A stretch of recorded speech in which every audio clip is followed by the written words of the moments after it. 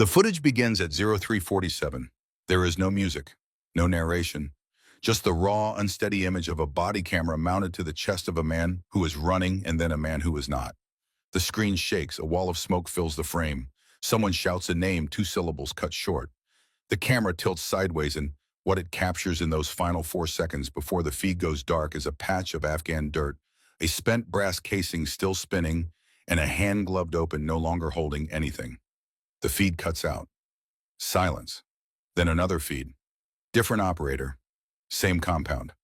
The thermal overlay turns the world green and white. 12 heat signatures move along the southern wall. Then 10, then 7. The kills are clean and fast and spaced with a precision that feels surgical mechanical, the work of something that knows exactly where you will be before you arrive there. 4 more feeds.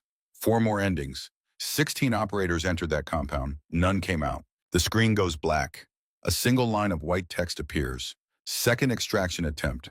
Failed. Fort Bragg, 72 hours remaining. This is not a story about heroes. It is a story about the last decision available when every other decision has already gotten someone killed. The briefing room at Fort Bragg held the specific weight of a space where bad news had been delivered so many times that the walls had absorbed it. Colonel Hartwell sat at the head of the table with his hands flat on the surface in front of him, not gesturing, not moving. A man conserving something that was running low.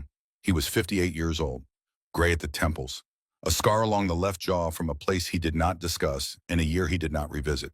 He had commanded men in 3 separate decades and written letters to families in 3 separate decades, and he was not a man prone to panic. But panic and exhaustion are not the same thing. Around the table, Delta Squadron leaders, 2 SEAL team commanders, a Ranger battalion chief, men who had been in Fallujah and Mosul, and places that didn't have names in any public record. They had not rattled easily for most of their careers. They were rattled now. The satellite imagery on the wall showed Tariq Khalid's compound in the Kandahar province. 3 buildings, high walls, guard towers at each corner. Khalid had been trained by U.S. Special Forces in counterinsurgency close quarters combat operational planning. He had learned from the best. Then he had taken everything he learned and built something ugly, with it a private army, a fortified position, and an intimate understanding of every approach doctrine the American military favored. 30 American civilian contractors were inside that compound. Engineers, logistics, personnel, aid workers, people whose families were watching a clock in Ohio and Georgia and Colorado. Major Dane spoke first. He always spoke first when no one else wanted to. Intel confirms they're still in the basement structure. Alive. Khalid is stalling on the ransom. Your intel, Hartwell said without raising his voice, confirmed the guard count on the first attempt. Your intel confirmed the fortification layout on the second. 16 of my people are in bags because your intel gave us a roadmap of a building that had already changed. He looked at Dane steadily. So when you say your intel confirms something, I am now calculating the weight of that word with considerable care. The silence that followed was full of 16 names. Captain Voss leaned forward. Compact, angular, with eyes that processed everything in terms of vectors and exit routes. He had led the second extraction attempt. He had been one of the 7 who made it back. We go in a third time with standard breach, and we're handing Khalid a propaganda event. He knows our ingress patterns. He knows our timing windows. He knows how we think because we spent 2 years teaching him. He tapped the compound image. Every door we could come through, he's waiting at it. Then we level it, someone muttered from the far end of the table, with 30 Americans inside. With 30 Americans who are already dead if we don't change the equation. The argument that followed had been happening for 36 hours. It moved in circles. Every option led back to the same conclusion. More casualties, more flags over coffins, more letters to families who did not deserve them. It was during this argument, in the space between one exhausted voice and the next, that Sergeant Major Ray Quinn cleared his throat. Quinn was 55 years old and built like someone who had spent 3 decades making himself harder to kill. Former Delta, 12 years in special operations before transitioning to tactical planning. He did not speak often in rooms like this one.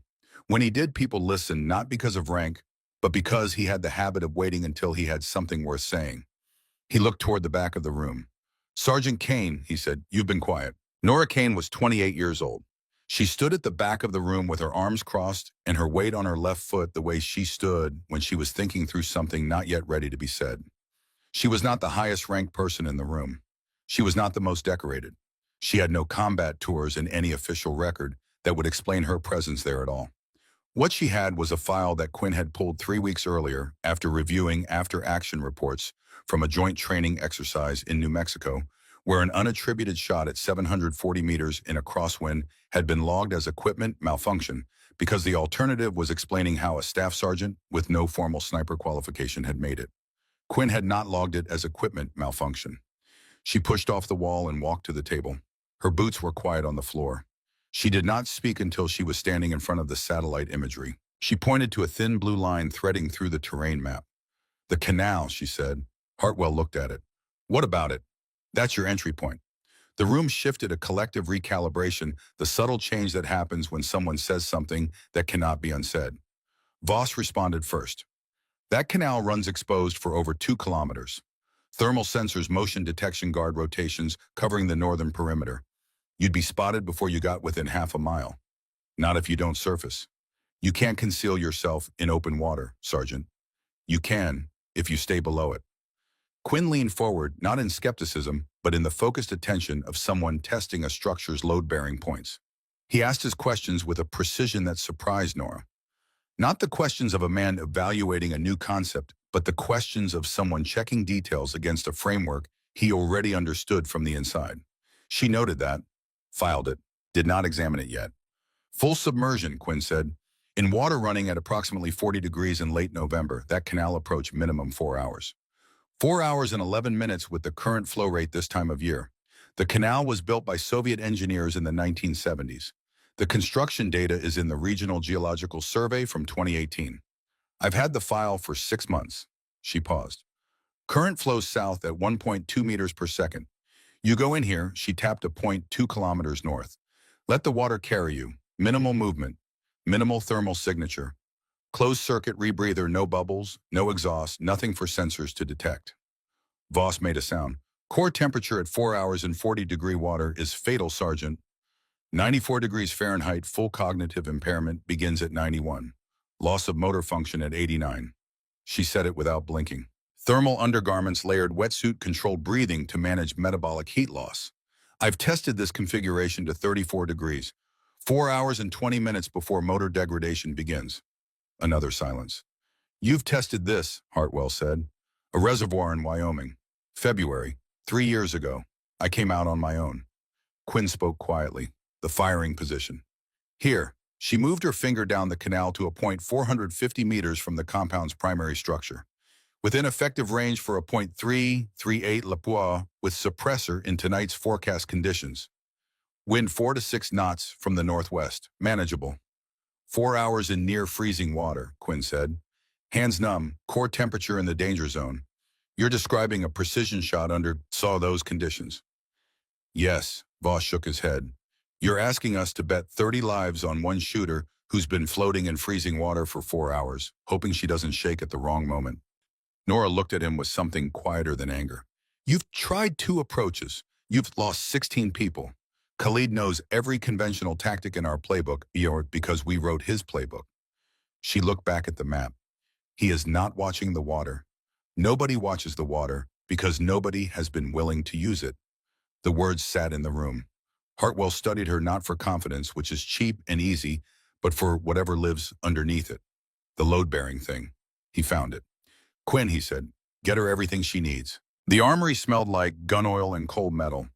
Nora moved through it with the efficiency of someone whose hands knew the sequence before her mind fully engaged it. The .338 Lapua first. She ran the bolt, checked the suppressor, seal confirmed the scope 0 against the reference card she kept folded in her breast pocket. 2 minutes. Then the rebreather rig canister, full mouthpiece, sealed backup supply verified. Thermal base layers, neoprene wetsuit, ceramic dive knife at the thigh, sidearm at the hip. She was sealing the wetsuit wrist cuff when Morrow appeared in the doorway. Specialist Serena Morrow was 34 years old and carried the particular stillness of someone who had learned to evaluate a situation before entering it. She was not there to challenge anything. Nora understood that from the way she stopped at the threshold close enough to speak far enough to leave quickly if the conversation went wrong. "Have you done this before?" Morrow asked. "Not the broad version. The specific one." Nora kept working. "Cold submersion at this duration twice. Extended range shots under physical stress, yes. This combination at 450 meters in these temperatures, oh." Morrow took that without comment. Then Robert Ashby is one of the 30. Accountant, Columbus, Ohio. 3 kids. She paused. I'm not saying it to pressure you. I'm saying it because he's a person, and so are the other 29. Not assets. People. She left before Nora could respond. Nora stood alone in the armory. The fluorescent light buzzed overhead. She looked at the rifle in her hands for one moment, then finished sealing the wrist cuff and went to find Quinn for the final timing check. The water hit her at 2,200 hours. The cold was not like cold. It was immediate and total and irreversible. It drove the air from her lungs in a single sharp contraction, and then training overrode the panic reflex before it could complete itself, converting the sensation into data. Cold. 41 degrees. Acceptable. Continue. She sank beneath the surface. The world became a different place. No sound except the faint rhythmic hiss of the rebreather, feeding oxygen in measured doses. No light except the distant, diffused shimmer of stars far above the waterline, distorted into something ancient by 4 feet of moving water.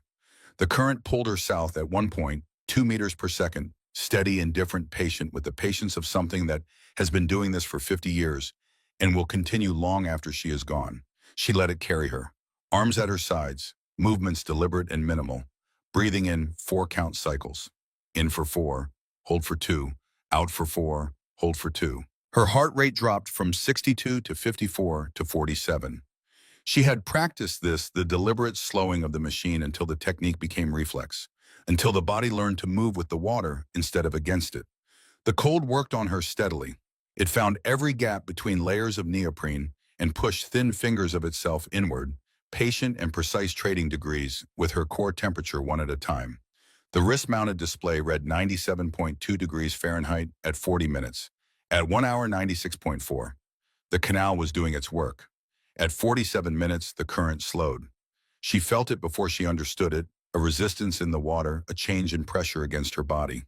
She reached forward in the darkness and found it a collapsed section of canal wall, partial concrete debris from structural failure in a 20-year-old irrigation system that no one had maintained since 2001. It did not block the canal entirely, but it narrowed the passage to a space requiring her to remove the rifle case from her back, push it through first, then drag herself through a gap 11 inches of clearance wide. In the dark, in 41-degree water, with her core temperature already below 97, she worked by feel, methodically. There was no room for the urgency that creates mistakes.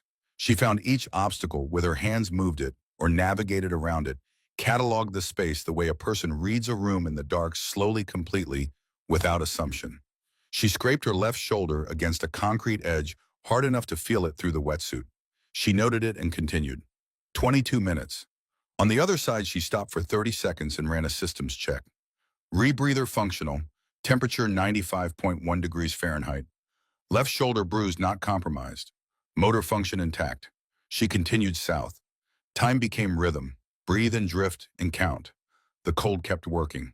At 2 hours and 40 minutes, the display read 93.8 degrees Fahrenheit, and she felt the first real warning, a slight stiffness in her fingers, a small delay between intention and execution in her hands. She tightened her breathing protocol. The descent slowed. Then at 3 hours and 51 minutes there, she surfaced just enough, eyes only 4 seconds. The compound against the star-cut squad by guard towers at each corner lit by floodlights, throwing long shadows across the perimeter wall. 2 guards in the northern tower. She could see the ember glow of a cigarette, the loose, relaxed posture of men who had not been tested tonight, men who did not expect to be. She sank again, found the north bank, anchored herself against it, unsealed the rifle case at the angle she had practiced in the pool in Wyoming until the motion lived in her hands rather than her conscious mind. The .338 came out, settled against her shoulder, scoped to her eye, the compound sharpened into specific geometry. Guard Tower 2 hostiles. AK pattern rifles relaxed. Courtyard Forum patrol loose patterns, boots on gravel. She cataloged the timing gaps between their passes. Then second floor center building window. Tariq Khalid stood in the light with his back partially turned, speaking to someone outside the frame, broad through the shoulders, moving with the easy confidence of someone who had controlled every variable for 72 hours and saw no reason that would change. Nora's finger moved to the trigger. Wind 4 knots northwest. Distance 453 meters. Elevation slight drop, compensate 2 clicks down. Humidity dry. She adjusted, breathed, held. Then movement changed everything. Khalid turned and reached to his left and pulled someone into the frame. A man, mid-30s, civilian clothes, hands bound, face bruised. Behind him, just visible at the edge of the window, a camera tripod was being positioned. Nora understood what she was seeing. She had 45 seconds, maybe less. Her world narrowed to a single point of geometry. The intersection of a bullet's arc and a man's skull at 453 meters in a 4-knot crosswind with fingers operating at 70% of normal sensitivity. She exhaled, slow, controlled, held, pulled. The suppressor coughed. The sound swallowed instantly by the night. At 453 meters, the bullet completed its arc in just over half a second. Khalid dropped. The knife hit the tile floor. The man with bound hands stood frozen for one full second, not understanding not yet why the man behind him was no longer behind him. Then the compound woke up. Shouting erupted, sharp, fragmented, searching for a direction and finding none. Nora's bolt was already moving, brass ejected. New round seated. Guard tower, left hostile. Crack, down, right hostile, turning weapon rising. Crack, down. 4 guards running toward the basement entrance toward the hostages. She worked left to right, acquiring each target in the scope for no more than half a second trigger pull at the bottom of a controlled exhale. Crack, crack, crack, crack. 4 bodies hit the gravel in 4 seconds. A guard appeared with a radio screaming coordinates into the handset. Crack. The radio clattered across the courtyard. They were firing blindly into the darkness. Now muzzle flashes strobing the perimeter, rounds tearing into the canal bank around her. She shifted position, letting the current carry her 12 meters downstream in 4 seconds, then anchored again. New angle. New firing solution. Quinn's voice in her earpiece, Lima 7 QRF inbound. 4 minutes. Hold. She did not respond. She was already lining up the next shot. The helicopters came in low and fast, rotors hammering the night black shapes against black sky-fast ropes already deploying. Voss's team hit the ground moving. Flashbangs detonated in flat concussive bursts of white light. Smoke billowed from 2 directions simultaneously. Nora sank below the surface. She hauled herself out on the southern bank when the QRF called all clear.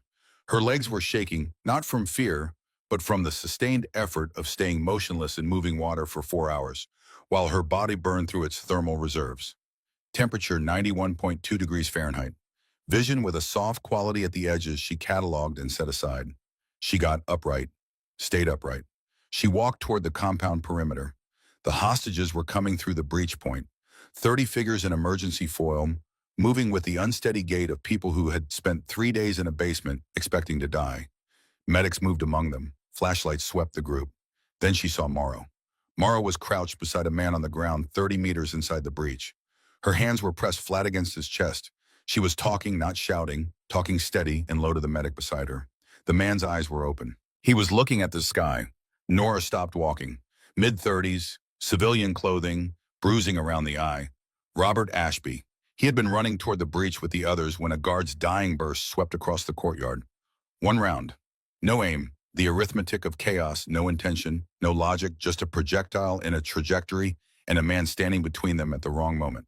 The medic shook his head. Morrow sat back on her heels and did not look away from the man's face for a long time. 29 of 30. Nora stood and felt the number settle onto her, not as guilt, because there was no mistake to carry here, no decision that could have changed this outcome. But grief and guilt are not the same thing, and what settled onto her shoulders in that moment was something she had no word for yet. Something she understood would still be there in the morning. Quinn appeared beside her. He said nothing for a moment. He looked at Morrow, at the man on the ground back at Nora. He said quietly, "Good shooting." She nodded once, that was all. 3 hours later, Nora sat alone on the bank of a river 12 miles from base. The sun was going down. The water moved slowly, catching the last light in small, broken pieces. The air had gone cold and still. She was still in thermals and fatigue's jacket pulled tight, watching the river and not thinking about anything in particular the closest she came to rest. She heard the car before the footsteps. Tires on gravel, an engine cutting, a door. She did not turn around immediately. "Sergeant Kane!" The voice was unfamiliar, clipped and even with the cadence of someone who had spent years saying important things in rooms where raising your voice was considered a failure of preparation. She turned then. A man in civilian clothes stood on the bank above her. Dark jacket, no tie.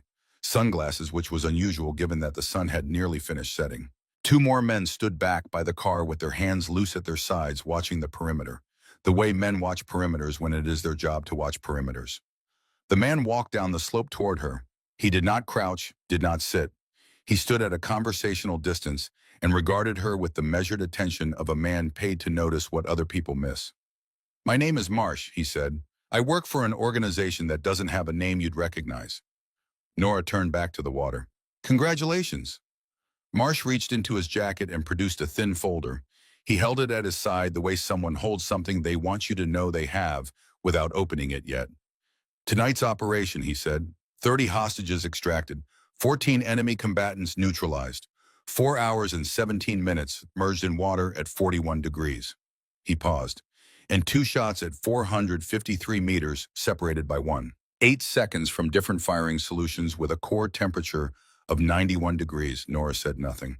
"The fastest documented double engagement by a trained special operations sniper in our records is 3.1 seconds under controlled conditions." He opened the folder. Inside, a thermal drone capture timeline stamped with 2 circular annotations and a small number printed between them. 1.8 seconds. You perform this under hypothermic conditions, in the dark, with a manual bolt-action rifle, after 4 hours of cold water immersion. He looked at her directly. "That is not a record, Sergeant. That is a category." Nora stood. She turned to face him fully. "What do you want?" Marsh closed the folder. "Answers. To a question I suspect you've been avoiding for a very long time." He tucked it back inside his jacket. "We didn't pull that footage tonight. We've had it targeted for 18 months. We've been watching you not because of what you did in that canal, but because of why you could." The river moved past them. "And if I'm not interested," she said, "then you go back to your unit." He turned slightly toward the car. "But you will keep being what you are, and what you are doesn't happen by accident." He stopped. Without turning back, 72 hours, think about it. He walked up the bank. The car doors opened and closed. Gravel crunched under tires. Taillights dissolved into the last gray edge of evening. Nora stood alone by the water. She thought about Robert Ashby, about his 3 kids in Columbus who were getting a different phone call tonight than the one they had been dreading, about the 28 others going home to families who would never fully understand how close it had been. She thought about 1.8 seconds. She thought about what it meant that she had never been able to explain it. The river kept moving. Nora Kane turned her back on it and walked toward the lights. The facility appeared out of the Nevada desert without warning, the way certain truths appear suddenly and completely, with no gradual approach to soften the impact. One moment there was highway and flat scrubland and a sky too wide to look at directly.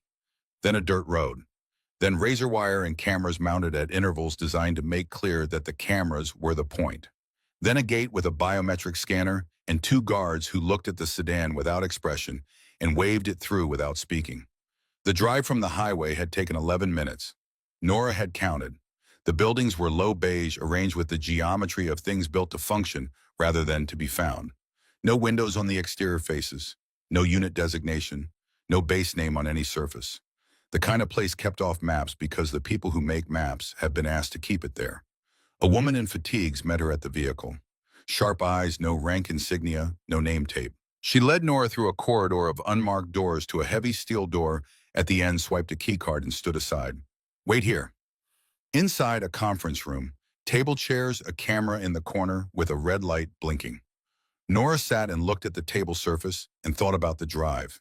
11 minutes on a dirt road. 6 hours of highway before that. Armed checkpoints waved through without paperwork. Someone had called ahead at every stop. This had been arranged for a long time. 20 minutes passed. Marsh came in, same dark jacket, no sunglasses. He sat across from her and folded his hands on the table. "Before we discuss anything operational," he said, "I want to show you something." He turned a photograph across the table toward her. A child, 5 years old, perhaps 6, standing outside a building in a rural setting, trees, a gravel lot, a low institutional structure with small windows. The child wore a red jacket and looked directly at the camera with an expression that was not quite a smile. Gray eyes, still, watchful. She recognized them because she saw them every morning in the mirror. She did not touch the photograph. "The building is located in Allegheny County, Pennsylvania," Marsh said. It operated as a private research facility from 1998 to 2003 under the cover of a pharmaceutical consulting firm that ceased to exist in 2004. The program it housed was called the Kane Developmental Study, funded by a private defense consortium, managed by a single principal investigator. Nora said nothing. Dr. Edmund Kane, Marsh said. Your father. The room contracted. Not dramatically, just the quiet interior compression that happens when a fact you have been constructing walls around for 20 years finally gets said aloud in a room you cannot leave. The program ran in 2 phases, Marsh continued. His voice was precise rather than cruel, which was somehow harder to receive. Phase 1, 1993 to 1995, used adult military and intelligence volunteers. Experimental protocols designed to test the outer limits of human cognitive performance under stress. Sensory deprivation, extreme cold exposure, accelerated pattern recognition loading. He turned a page. Phase 2 began in 2000. The adult data had produced measurable but inconsistent results.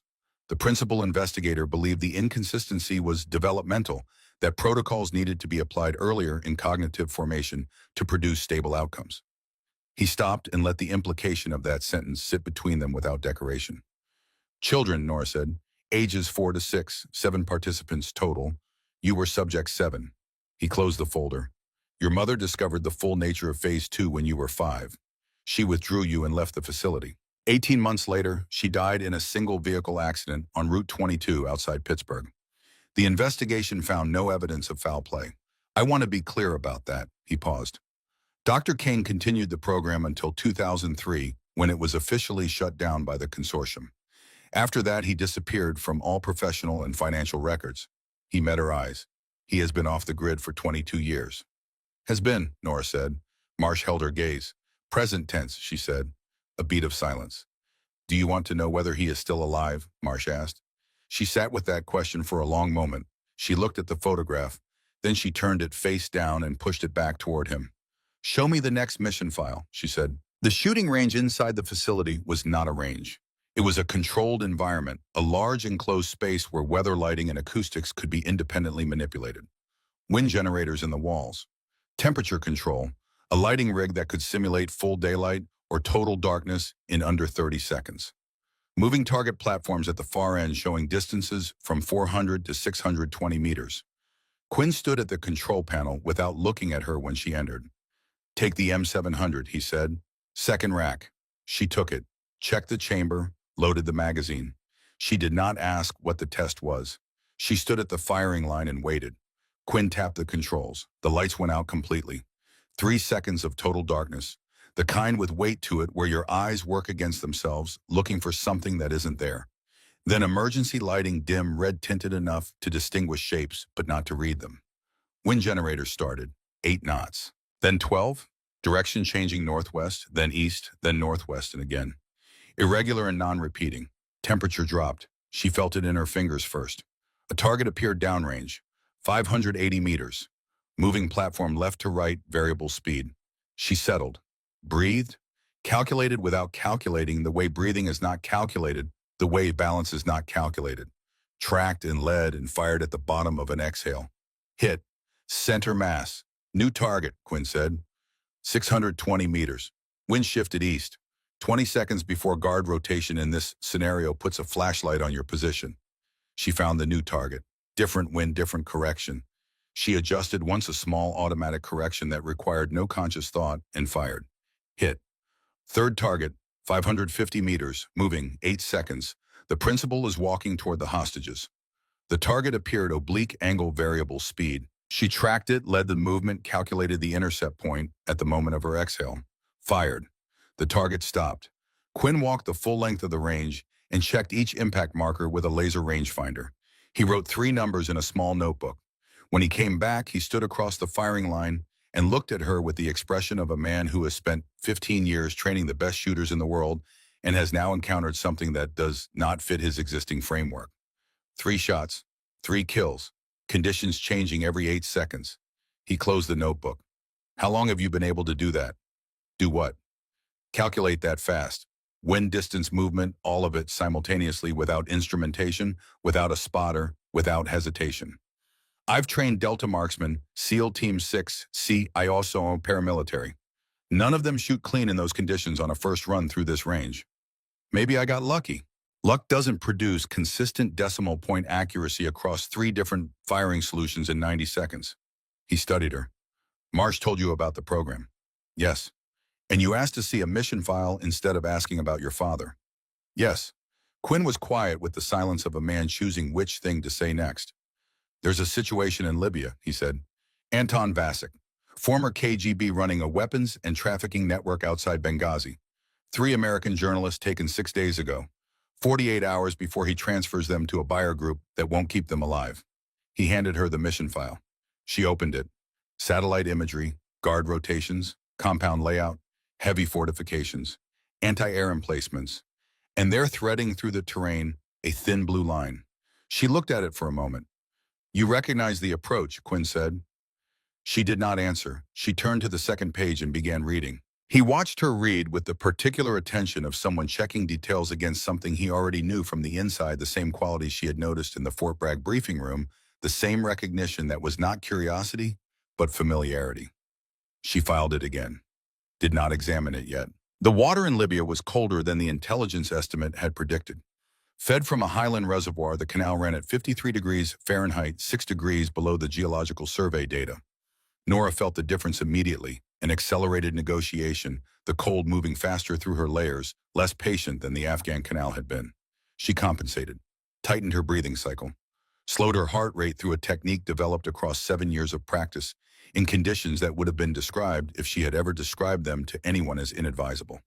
600 meters. The compound was larger than Kandahar, higher walls, more guard positions.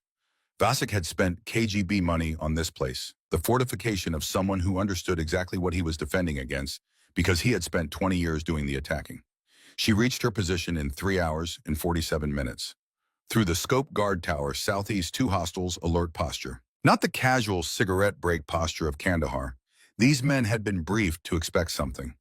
Courtyard 3, overlapping patrols, no gaps longer than 40 seconds. Then ground floor center building. Vasek, moving between rooms visible through adjacent windows. Older than his file photograph, heavier, but moving with the deliberate economy of someone who has made a career of never being in a position he hasn't already considered. She began her pre-shot calculation. She stopped. Something was wrong. She scanned back up to the roofline. Northern edge, a man in prone position, long rifle, bipod, scope oriented toward the canal perimeter. A counter sniper. She had been in 53-degree water for nearly 4 hours. Her thermal signature was suppressed below the threshold of standard thermal equipment. But not all thermal equipment was standard. The counter sniper's scope was sweeping left to right, slow and methodical. It would pass her position in approximately 40 seconds.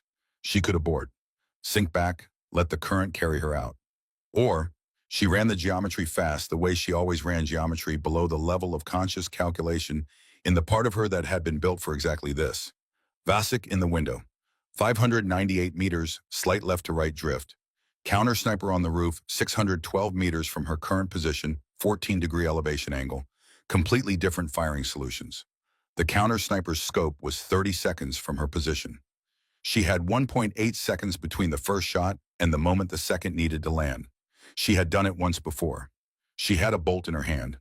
Vasek stopped in the window. He turned toward the camera being positioned to his left. Nora exhaled, held, fired, bolt back, new round, new angle 7 degrees up and right. The counter sniper was in the scope for 0.4 of a second, fired. Both men went down. The compound needed 3 full seconds to understand what had happened. Then the shouting began. The QRF came in fast from the western approach. Colt Hendricks leading the breach team with Morrow on his left flank. Flashbangs smoked the controlled violence of a well-executed assault. Inside 4 minutes, the compound was clear, and the journalists were moving toward the extraction point.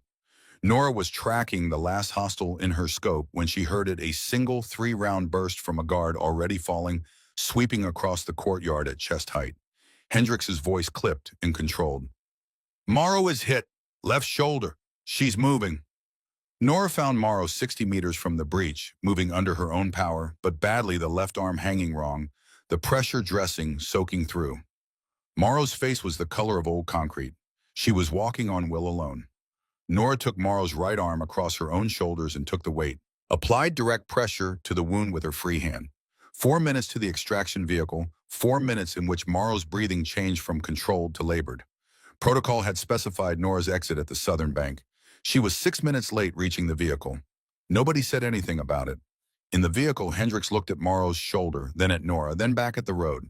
Something shifted in the set of his expression, not warmth exactly, something harder than warmth and more durable. The post-mission analysis on the debrief table was 6 pages long. The relevant section was on page 3.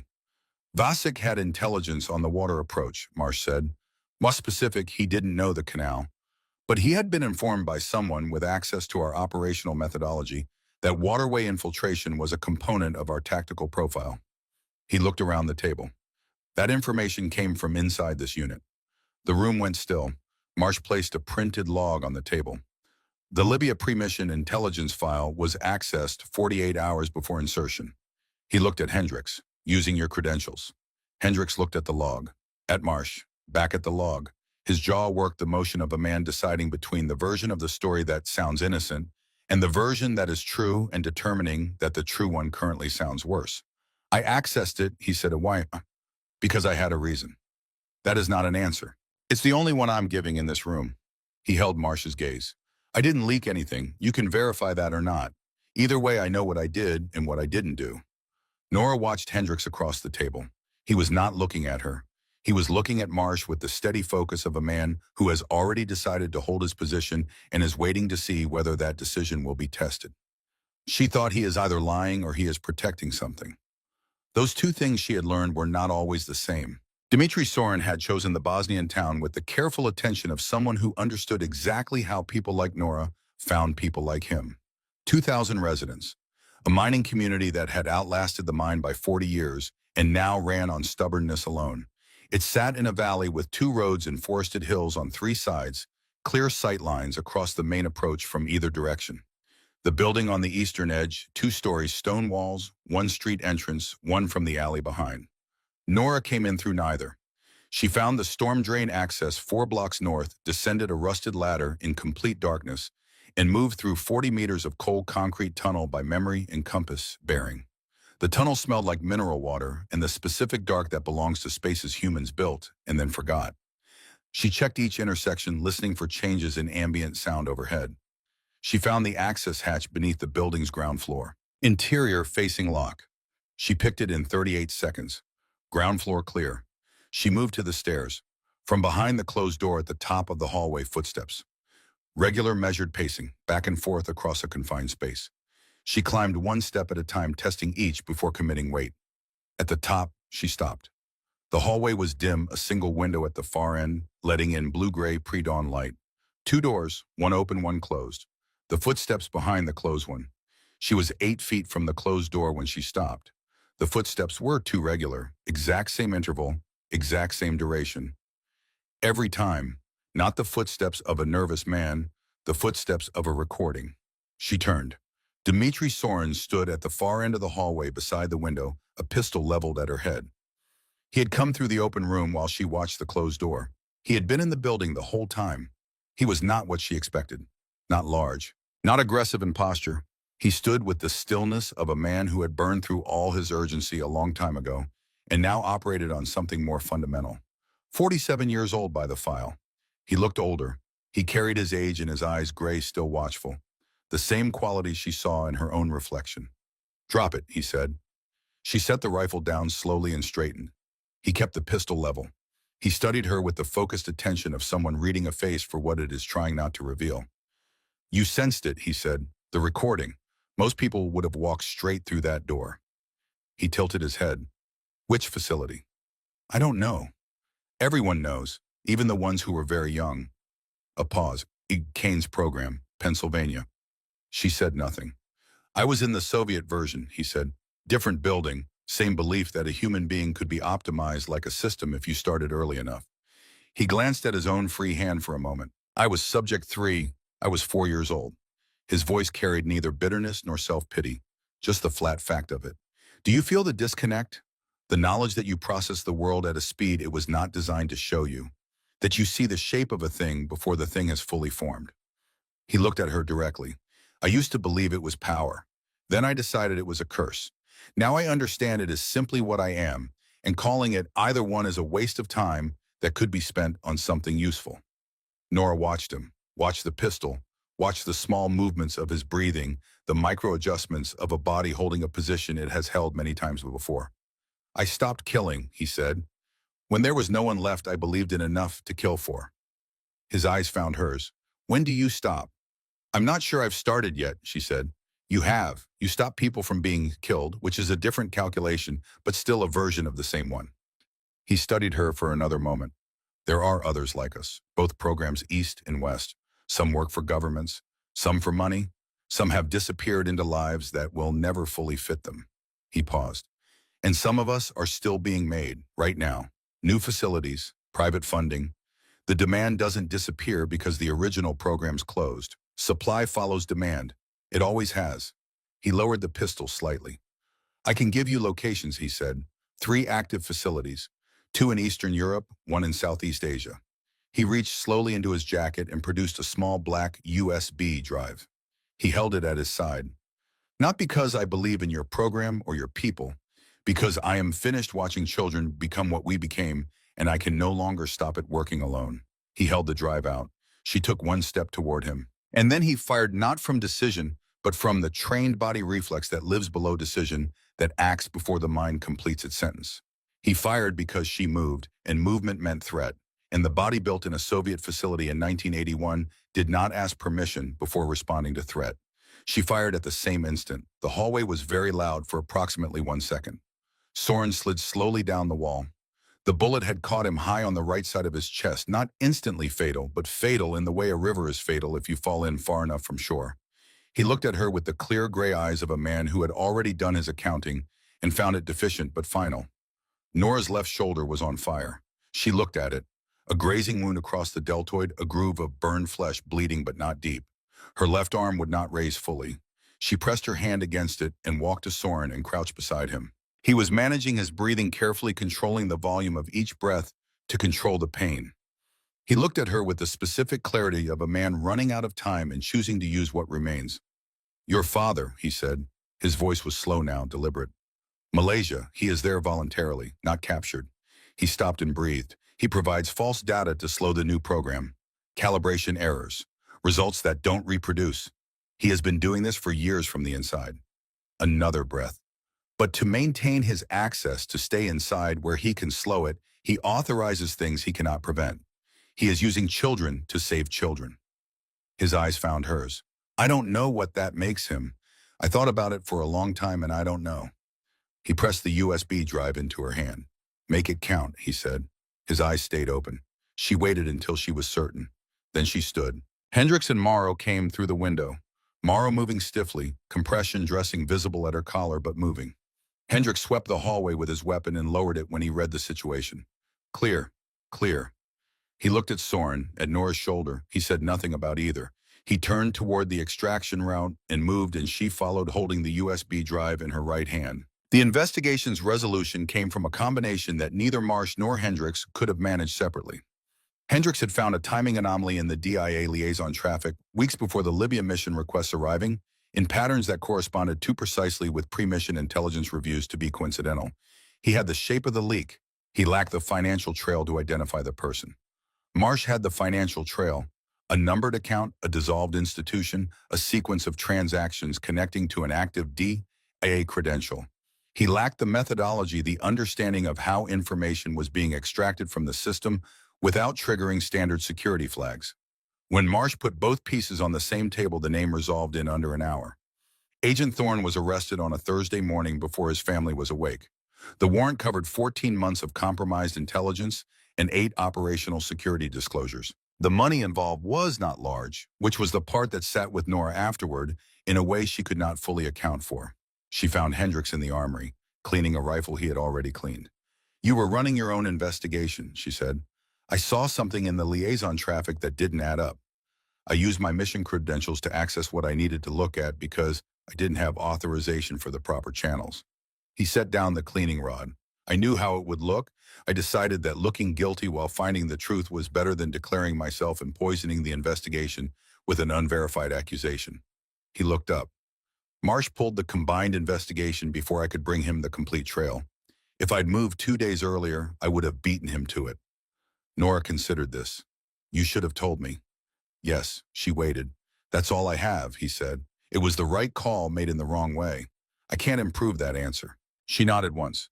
She left the armory and went to find Quinn. In the medical bay, Mara was sitting up in bed with a mission file in her lap and a cup of cold coffee on the table beside her, her repaired arm in a sling. Your father, Morrow said when Nora sat down. Malaysia, are you going to?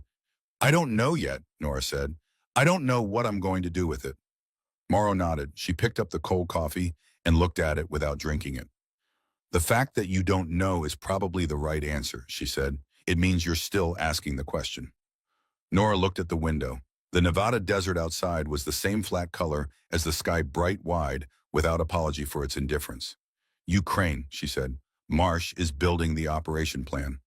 You're going to lead it, Morrow said. It was not a question. Yes, Morrow reached for the mission file. Then get some rest and get that shoulder looked at. She paused without looking up. You'll need both arms in Ukraine. 3 days after the Sorin operation, Nora sat at the far end of a table in a secure conference room at a Pentagon sublevel facility while two people from the Defense Intelligence Agency explained what they wanted from her. Director Calloway was 56, silver-haired, with the measured authority of someone who had spent a career making consequential decisions look routine. He laid out the EORU proposal without preamble, a classified unit operating outside standard military channels, tasked specifically with identifying countering, and where necessary neutralizing enhanced operatives produced by programs like the one that had produced Nora. Permanent assignment, direct reporting to his office and Marsh's simultaneously. Agent Thorne sat beside him, younger, sharper, in manner, a person who had not yet been arrested because the investigation had not yet been completed. She slid a single document across the table.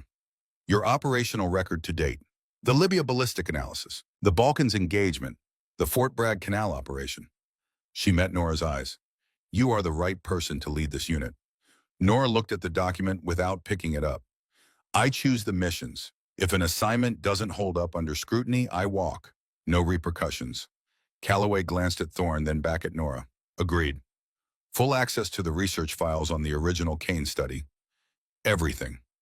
A pause. That can be arranged. Nora picked up the document. Quinn stood at the back of the room and said nothing. She did not look at Edom. She signed it. Ukraine in December carries a cold that belongs specifically to places that have absorbed a century of difficult history. It lives in the ground, in the stone walls of buildings, in the silence of a countryside that has learned not to announce what it has witnessed. The trees were bare. The fields ran gray-brown from one horizon to the other. The sky sat low and did not move. The facility was 40 kilometers from the nearest city and 11 kilometers from the nearest road on any commercial map. It had operated under the cover of an agricultural research station since 2019. Satellite imagery supported the cover. Power consumption contradicted it. That gap between what a building appeared to consume and what it actually used was how the NSA analyst had flagged it 18 months earlier. Nora stood on a ridge 2 kilometers north with the team assembled behind her. Hendricks. Morrow, her left arm in partial compression wrap that she had argued with 2 doctors about removing entirely. And Declan Firth. Firth was 26 years old, Ranger qualified Special Forces, selection completed at the top of his intake. He was technically precise, situationally aware, and possessed of the particular energy of someone who had trained seriously for something serious and was now finally doing it. He had told Nora on the vehicle ride to the insertion point, answering a question she had not asked, that he had joined the program because he wanted to do work that mattered at a level that was hard to explain to people who hadn't done it. She had read his file 3 times before approving his assignment. She had approved it because the file justified it. She looked at him now in the blue-gray pre-dawn, and she thought about Robert Ashby, about the way certain facts live in the chest rather than the head. She made herself stop thinking about it and turned back to the facility. Entry points, she said. Hendricks pointed. Northwestern service door is the softest. Single guard 12-minute rotation. Camera coverage on the western wall has a 6-second gap. We go on my mark at the top of the rotation. Firth takes the service door first. Hendricks and I follow. Morrow covers the extraction route from the northeastern corner. Morrow looked at her. If the extraction vehicle is compromised while we're inside, Nora said, we have no way out. You are the most valuable person on this team to prevent that from happening. That is not a consolation assignment. Morrow held her gaze for a moment, then nodded. They ran the timing 3 more times. They checked equipment in the dark by feel. Firth was quiet during the prep, not nervous quiet, but the silence of someone running the scenario forward through every branch and finding the places where he would need to hold. At 0347 hours, Nora said, "We move." The facility's interior was not what the satellite imagery had suggested. The agricultural cover was convincing at the surface. The front building held actual soil analysis equipment, actual records credentialing that would pass a casual inspection. But the rear of the compound, accessible through an interior corridor, not shown on any registered building permit, was different. It was clean, institutional, the kind of clean maintained deliberately as a signal of control. The walls were painted a shade of off-white that Nora recognized in her body rather than her mind, a feeling in the lower part of her chest that she converted into data and set aside. The first guard inside the corridor handled in 3 seconds, no sound.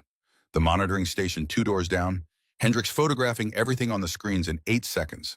Then the third door unlocked. Nora opened it and stopped. The room held 8 beds in 2 rows, each occupied. The children ranged from 5 or 6 years old to perhaps 13.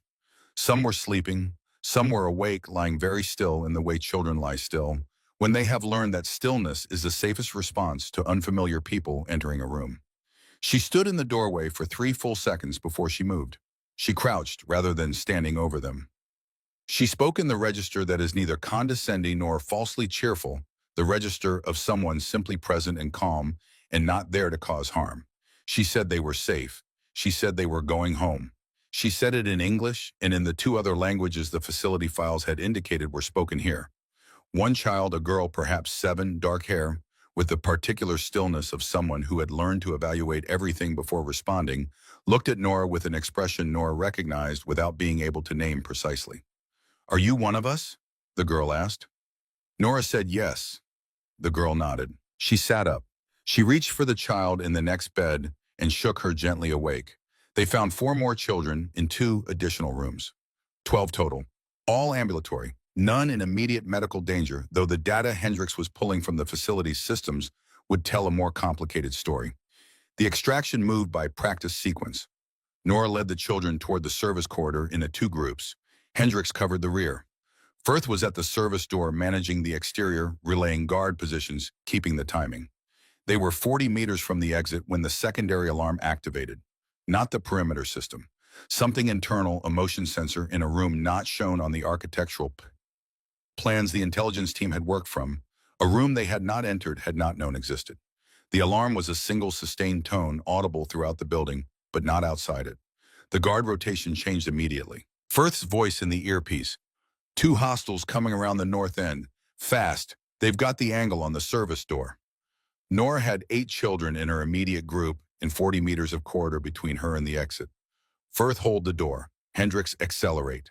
She moved the children faster. Not running, created falls created noise, but fast in the controlled way that does not announce itself. She heard Firth engage the 2 hostiles at the door.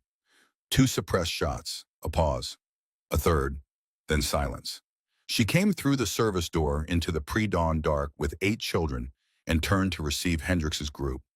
She understood what had happened through the timing. Before she saw it, Firth was at the door but not moving in the way someone moves when a situation is resolved.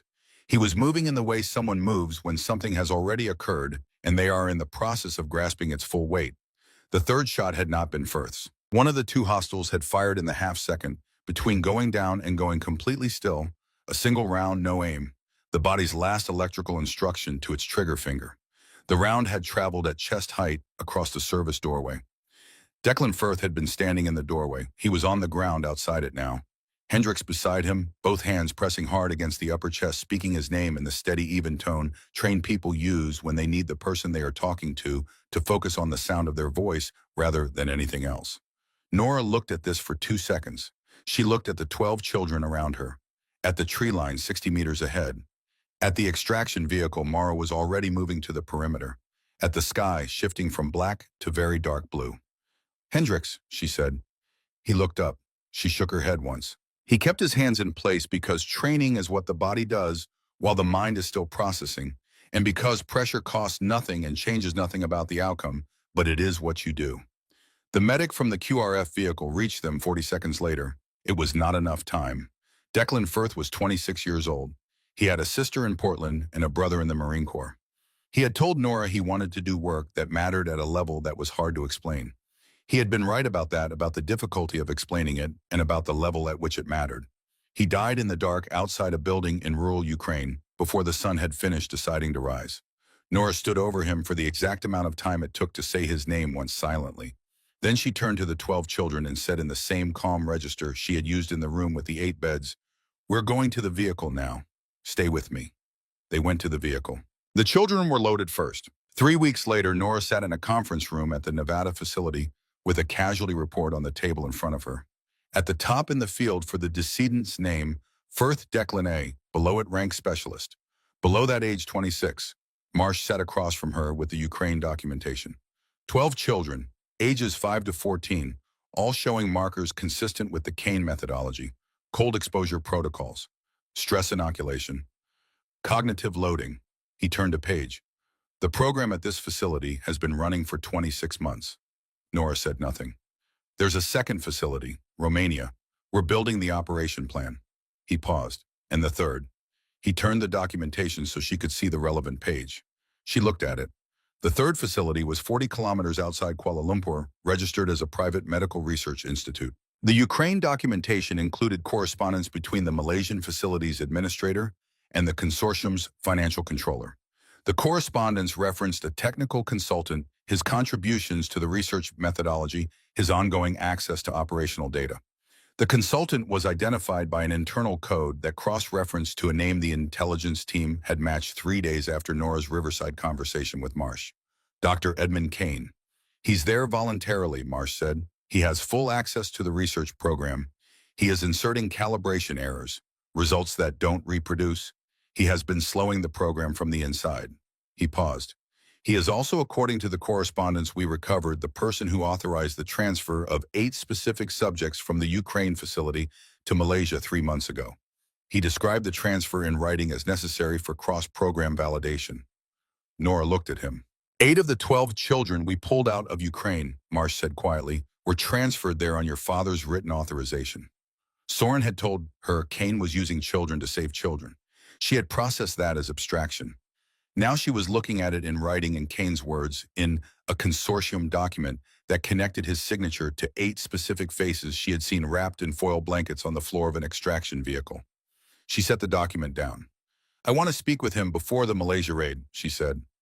Marsh was quiet for a moment. "That's not operationally advisable." "I know. It creates an unpredictable variable." "He won't warn the facility," she said. "He has been inside that program for 4 years providing false data and waiting for someone to come finish it. He won't warn them." She held Marsh's gaze. "He will give us the server codes." Marsh considered that. "How do you know?" She thought about the girl in the Ukraine facility. The gray eyes, the stillness, the hand reaching for the child in the next bed without being asked.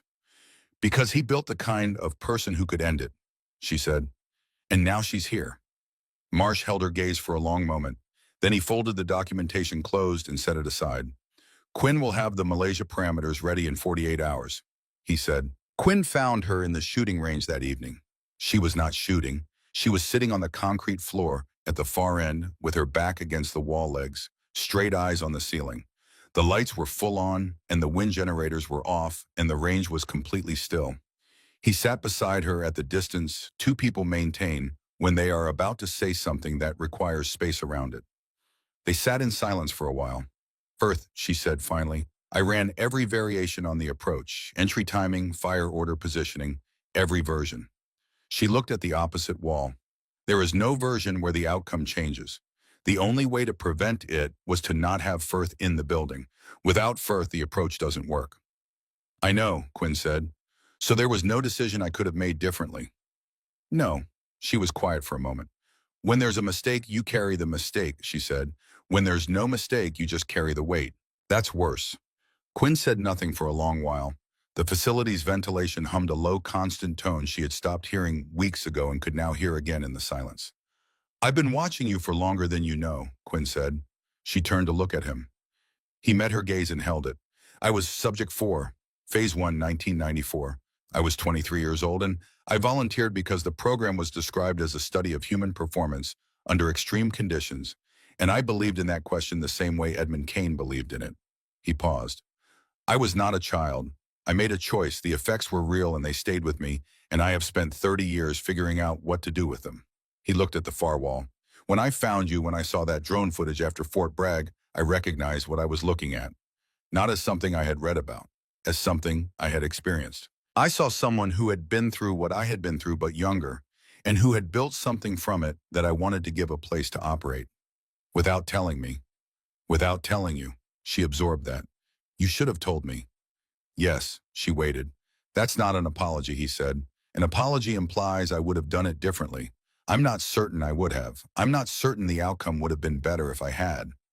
He looked at her directly. That is not a comfortable thing to say, and I am saying it because you deserve the honest version, not the version that makes me look better. She looked at him for a long moment, at the stillness of him. At 30 years of accumulated weight carried the same way she carried hers, not hidden exactly, but compressed, held close, converted from burden into something more functional. She thought about 12 children in Ukraine learning to sit in the sun, about 19 more she had not yet reached in Malaysia, about Firth, about Ashby. She stood. She did not tell him they were finished because they were not finished. She did not tell him it was forgiven because forgiveness was not the right word for what was possible here. She walked to the door because the conversation had reached the place where more words would change nothing and she had work to do.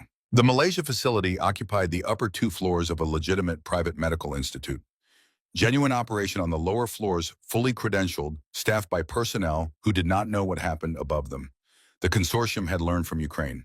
They had built the concealment into the architecture. The raid required coordinated simultaneous entry through 3 points: service elevator shaft, rooftop access hatch, east-face window, via adjacent structure. 11 minutes from first entry to full facility control. 19 children, 2 researchers in custody, 3 security personnel neutralized, 0 friendly casualties. Dr. Edmund Kane was in a laboratory on the upper floor, sitting at a workstation facing the door with his hands visible on the desk surface in front of him. He had heard the entry. He had not moved toward an exit or a weapon or a communication device. He had waited. Nora came through this door with her rifle raised and held it there for 3 full breaths. He was 62 years old. The photograph in the intelligence file had been taken 4 years earlier, and he had aged the way people age when they carry something that does not allow them to sleep well or stop thinking about the specific category of damage that only they know the full extent of. His hair was entirely gray. His eyes were the color of winter water. They were the same color as hers. She lowered the rifle across her body, not all the way down. The position that means I have decided not to shoot you, and that decision remains mine. He looked at her for a long time without speaking. You look like your mother, he said. I know, she said. The silence between them was full of 22 years of things that had not been said in any room by either of them. She let it have its weight. She did not rush past it. He reached slowly into the desk drawer. She watched his hand. He withdrew a USB drive, no markings, and set it on the desk between them. Every research record this consortium has generated in the past 6 years, he said. All 3 facilities. The complete data set from the original Kane study, Phase 1 adult data, Phase 2 child data server, architecture, backup locations, cloud storage instances, encryption keys, everything necessary to delete the record permanently and irrecoverably. She looked at the drive. I have been inside this program for 4 years, he said. I told myself I was limiting the damage. I believed that staying inside a corrupt system could change it more than leaving it could. He paused. I was wrong. I was wrong in the specific way I have always been wrong, believing the end justifies the method. Your mother knew that before I did. She tried to tell me. She was right, and I am not standing here pretending otherwise. She said, you authorized the transfer of 8 children from Ukraine to this facility. Yes. While you were providing false data to slow the program. Yes. So the program ran slower. It still ran. While you were inside it, managing it, 3 children in Ukraine underwent the primary protocols. Yes. He did not look away. There is no version of that fact that improves under examination. I authorized a transfer to maintain my access, and my access did not prevent what I hoped it would prevent. She walked to the workstation. She sat down. She inserted the drive and opened the terminal interface. The directory structure that appeared was exactly what he had described, the full architecture of 6 years of research, every server and backup and cloud instance, laid out in a map that showed her precisely what needed to be erased and gave her the means to erase it. She worked methodically, server by server, backup by backup. She watched deletion confirmations populate the screen and confirmed each one without rushing. It took 23 minutes. When it was done, she removed the drive and stood. She looked at him. "I didn't build you into a weapon," he said. "That was never my intention. I wanted to understand." "I know what you intended," she said. "Intentions are not outcomes." He had nothing left to argue with. She could see that in his face. "Federal agents will be in this building in 8 minutes," she said. "Cooperate with the investigation fully. Names, funding structures, the other researchers. Everything you know about the consortium's other operations. Not for me, because there may be facilities we haven't found yet, and the information you have could find them." He said, "Nora." She stopped at the door. He said, "I looked for you for 20 years." She stood at the door for a long moment, her back to him, her hand on the frame. "I know," she said. She stepped through and pulled the door closed behind her. Marsh was waiting in the corridor. He fell into step beside her without speaking. They walked toward the rooftop extraction point in the silence of two people who have been present for something significant and have not yet sorted what to say about it. At the stairwell door, he stopped her. He handed her a file folder, a single page inside. She opened it. She read it, then read it again. The page was the summary of an internal investigation completed 3 days earlier concerning the full recruitment history of Sergeant Major Ray Quinn, specifically his participation in Phase 1 of the Kane Developmental Study, 1993 to 1995. His classification as a successful adult subject, the long-term monitoring protocol that had tracked Phase 1 subjects through their subsequent careers. The identification of Nora Kane as a Phase 2 subject through that network. The decision made by Quinn, in consultation with Marsh, to create the conditions under which Nora would come to the program's attention. Fort Bragg, the mission file left open for the right person to see. The open door. All of it. She stood with the page until she had finished processing it. Then she closed the folder and handed it back to Marsh. She found Quinn on the roof standing at the edge of the landing pad, watching the extraction vehicles below. He heard her approach and turned before she spoke. She let him see from her face that she had read the file. He did not offer an explanation before she spoke. He waited. "Was any of it real?" she said. "The opportunity was real," he said. "I created the conditions for it. I did not create your performance inside them." He held her gaze. "The missions were real. The children you pulled out of Ukraine were real. Firth was real. Ashby was real. Everything you built, from the moment you walked into that briefing room at Fort Bragg, you built that. Not me." She looked at him steadily. "You should have told me." "Yes," she waited. "That is not an apology," he said. "An apology implies I would have done it differently. I'm not certain the outcome would have been better if I had." He paused. "I am saying it anyway because you deserve the honest version, not the version that makes me look better." She looked at him for a longer time, at the specific way he carried 30 years, not hidden, not displayed, simply present the way old weight is present in the structure of a thing that has learned to bear it. "You were subject 4, she said. "Yes." "And you spent 30 years figuring out what to do with it." "Yes." She turned toward the extraction point. She took 3 steps and then stopped. "I'm not done with this conversation," she said. "I want you to know that." "I know," he said. She walked to the helicopter. The Nevada facility at night held a stillness the day did not offer. The desert after dark was not the same desert as the one under the sun.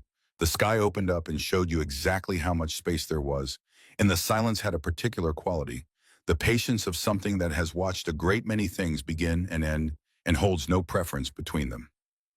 Nora sat at the desk in her quarters. On the desk, a photograph, taken at the Ukraine facility during the extraction by the QRF medic, who carried a small camera for documentation.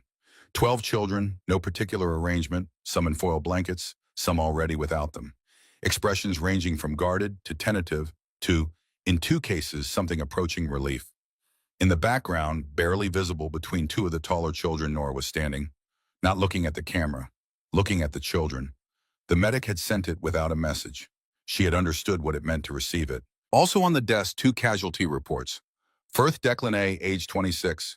Ashby Robert J., age 38. Next of kin, 3 children, Columbus, Ohio. She had placed both reports on her desk on the first day in this room. Not as punishment, as part of the accounting. The accounting needed to be visible. She looked at the photograph of the girl with the gray eyes.